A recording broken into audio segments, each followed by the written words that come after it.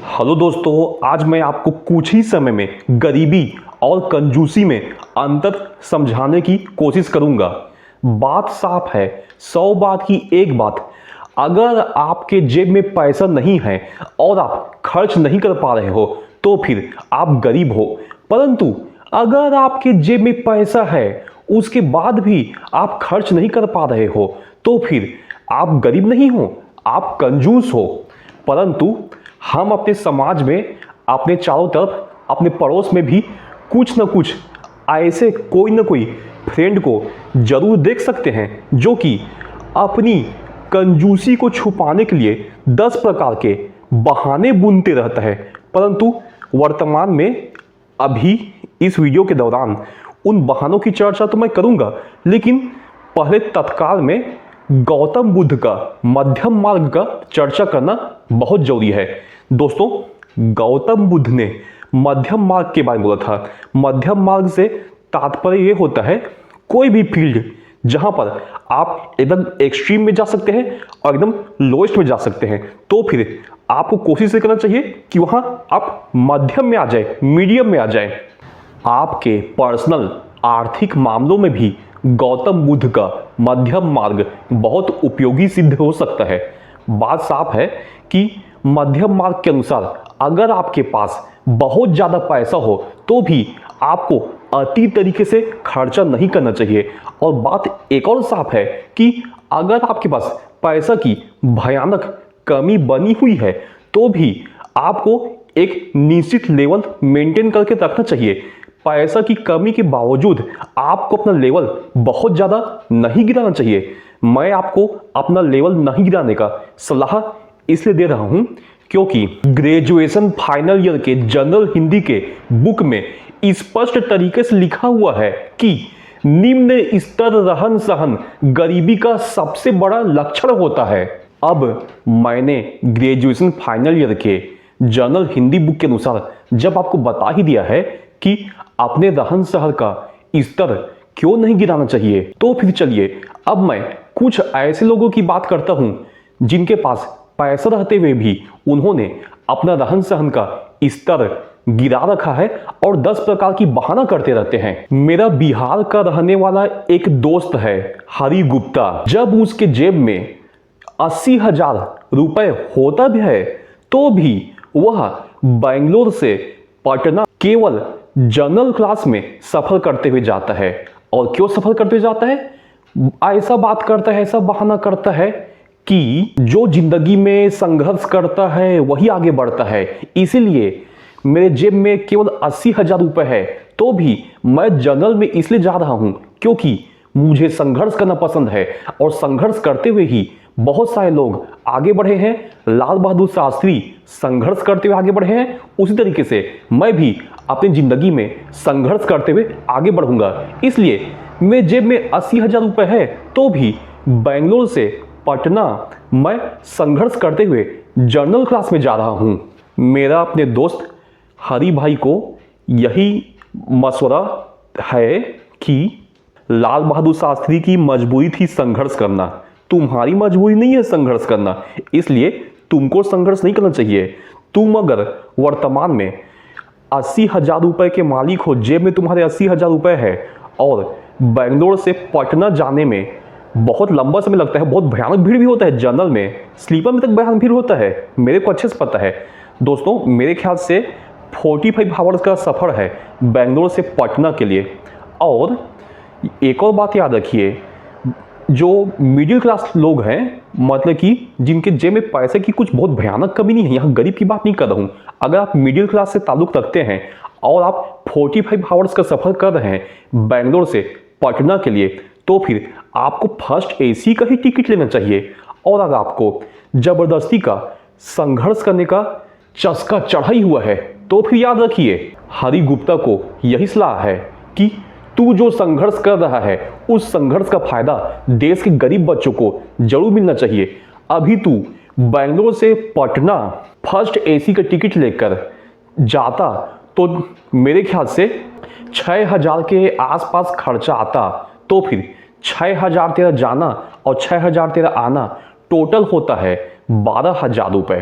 तो फिर तेरे देश के गरीब बच्चों को 12,000 का फायदा मिलना चाहिए नहीं मिलना चाहिए। इसलिए हरि गुप्ता को मेरा सलाह है कि 12,000 देश के जो गरीब बच्चे हैं, अनाथ आश्रम है, उनको दान कर दो।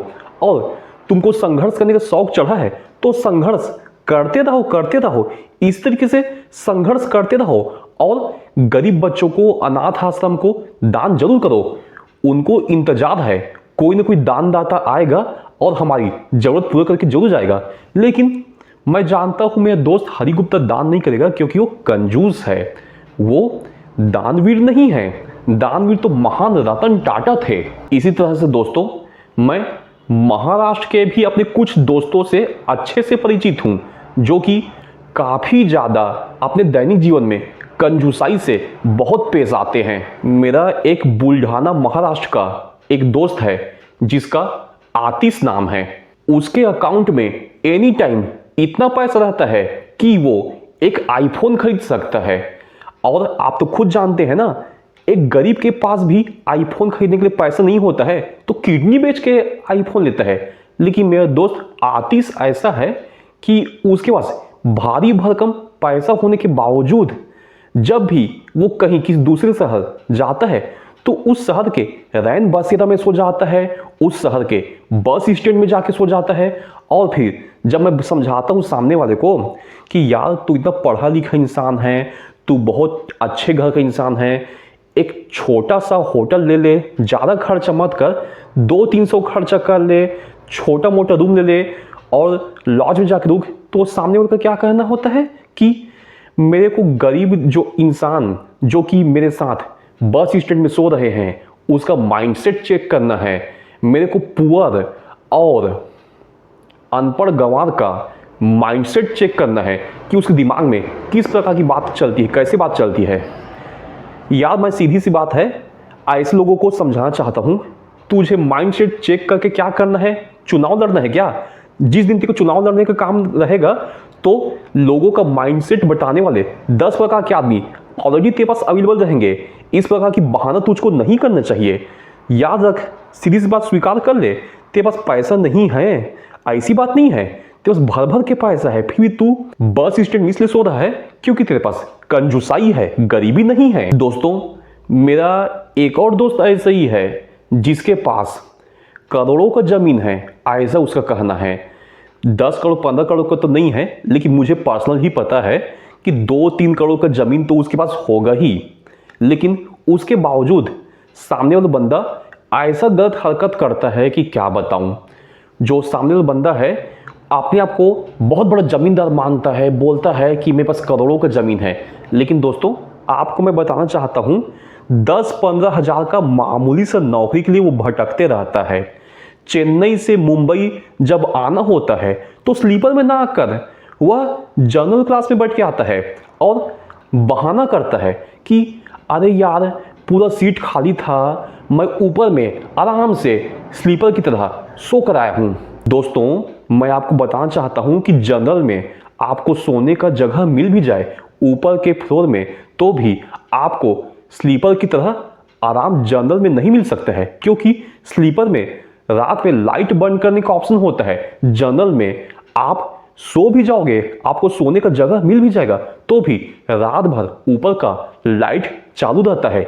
इसलिए आपको जनरल में स्लीपर की तरह आराम कभी नहीं मिल सकता है। दोस्तों, अभी आप जो मेरे सब्सक्राइबर इस वीडियो को देख रहे हैं उनको ऐसे कंडीशन में मेरी सलाह यही है कि अगर आपके पास 2 करोड़ 3 करोड़ का जमीन है तो फिर बहुत ज़्यादा अपना स्तर गिराने की जरूरत नहीं है।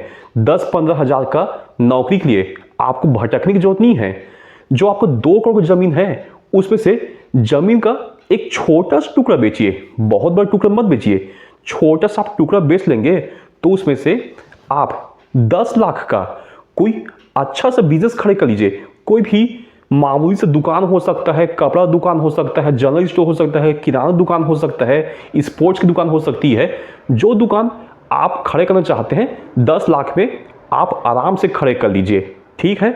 और फिर 10 लाख अपने खर्चे के लिए रखिए कि कभी दुकान में आपको घाटा हो जाए तो फिर उस 10 लाख से आप इस घाटा को पूरा करोगे और फिर 10 लाख आप और एक्स्ट्रा अपने शेयर मार्केट में लगा के रखिए। दोस्तों मैं आपको गारंटी देता हूं कि अगर आपने अपने डीमैट अकाउंट में 10 लाख रुपए का पोर्टफोलियो बना के रखा है तो फिर 10 लाख की सहायता से आप आराम से मंथली 10,000 की आराम से कमाई कर लेंगे और कमाई करते करते आपका ईयरली 1,20,000 तो आराम से हो जाएगा। इसलिए याद रखिए दोस्तों, अगर आपके पास 2 करोड़ 3 करोड़ की जमीन है तो रहन सहन का स्तर गिराइए मत।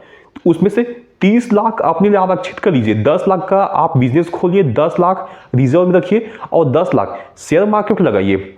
दोस्तों ऐसा आप करते रहोगे तो आपका रहन सहन का स्तर भी नहीं गिरेगा और आपका गुजारा भी अच्छे से चलते रहेगा।